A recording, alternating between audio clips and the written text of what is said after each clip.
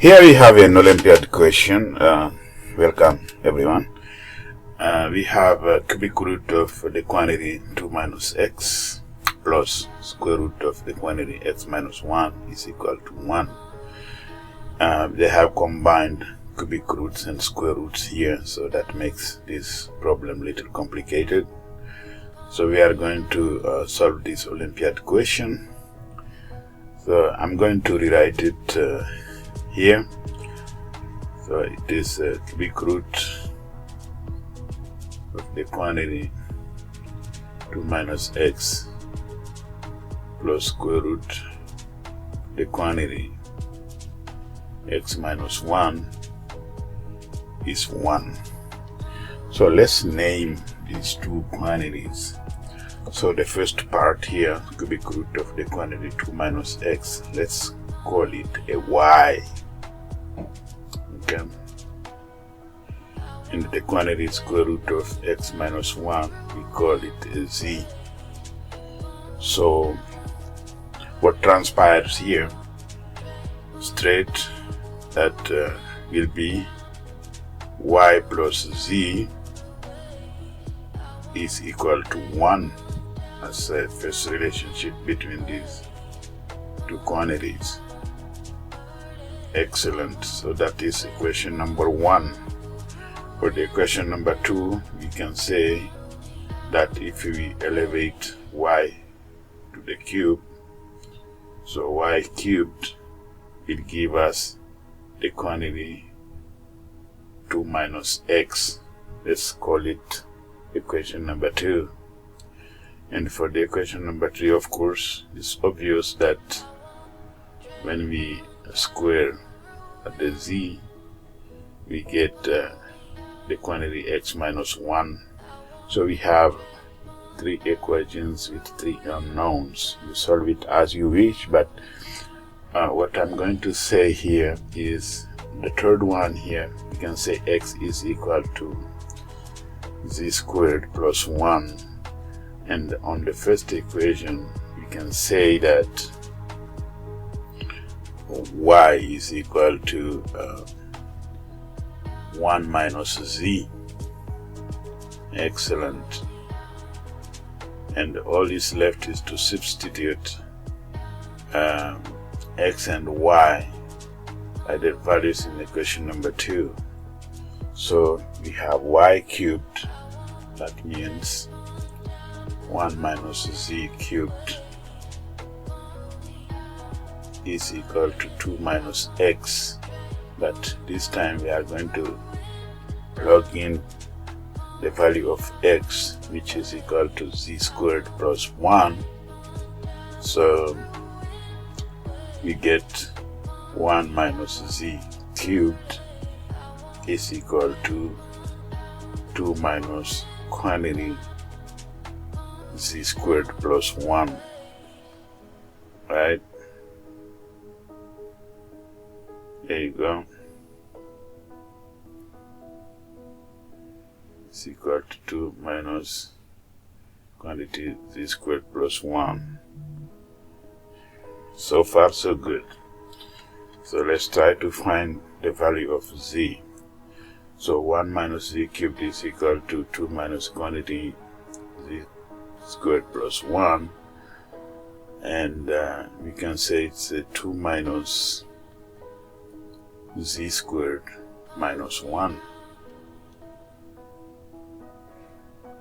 Otherwise it is 1 minus z squared, and of course you know that 1 minus z squared is 1 minus z factored in 1 plus z. So far so good. So if 1 minus z cubed is equal to 1 minus z factored in 1 plus z, we can say that, put everything on the same side, 1 minus z cubed minus 1 minus z times 1 plus z. You can put the bracket to make sure that everything is clear, is equal to 0. There you go. So but we know that 1 minus z cubed is 1 minus z times 1 minus z squared, right? So minus 1 minus z times 1 plus z is equal to 0. So let's put 1 minus z in factor here. So 1 minus z, factor in 1 minus z squared minus 1 plus z is equal to 0. So you can get 1 minus z times 1 minus 2z plus z squared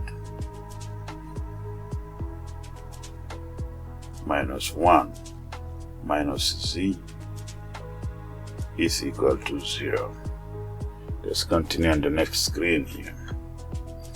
Okay, so we have that relationship, and we are going to calculate the second factor.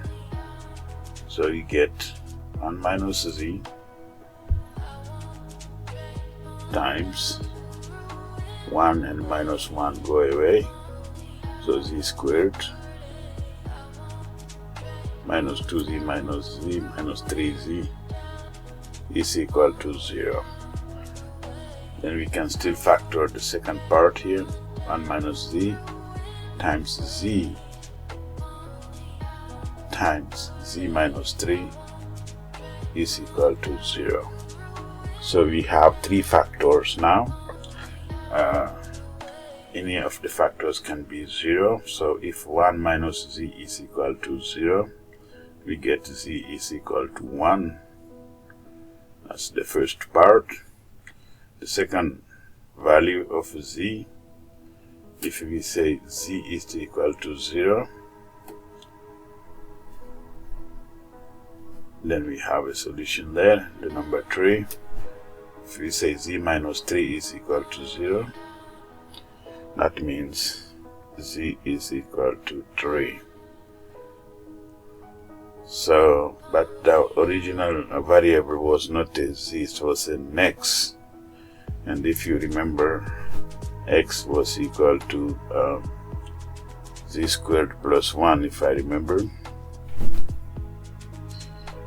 Very good.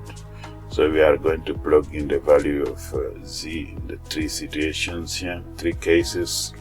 So for the first case, when we say z is equal to 1, we get x is equal to 2. Excellent.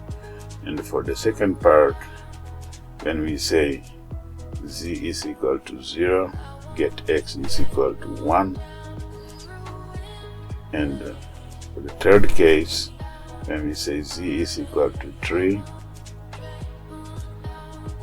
we get x is equal to 10. So this is the solution, 3 values of x. Thank you for watching, and see you in the next videos. Bye bye.